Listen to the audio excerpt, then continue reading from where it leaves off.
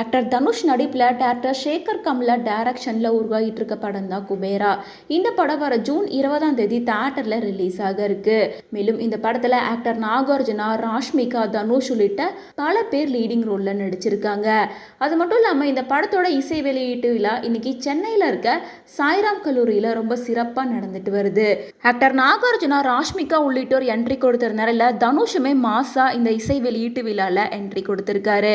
மேலும் தனுஷோட குபேரா படத்துல இருந்து வர சாங்க ப்ளே பண்ணனால தனுஷ் ஃபேன்ஸ் கூட சேர்ந்து செம்மையா ஒரு குட்டி டான்ஸையும் ஆடி இருப்பாரு. அது மட்டும் இல்லாமல் தனுஷ் பாலிவுட், டோலிவுட், ஹாலிவுட் வர ரொம்ப பாப்புலர் ஆயிட்டாரு. ஸோ தமிழ் மட்டும் இல்லாமல் அதிகமாக இப்போ தெலுங்கு படத்துலையும் பாலிவுட் படத்துலையும் நடிக்க ஆரம்பிச்சிருக்காரு. மேலும் குபேரா படம் ஒரு தெலுங்கு படமாக இருந்தாலும் இந்த படத்தோட ஆடியோ லான்ச் சென்னையில் தான் நடக்குது.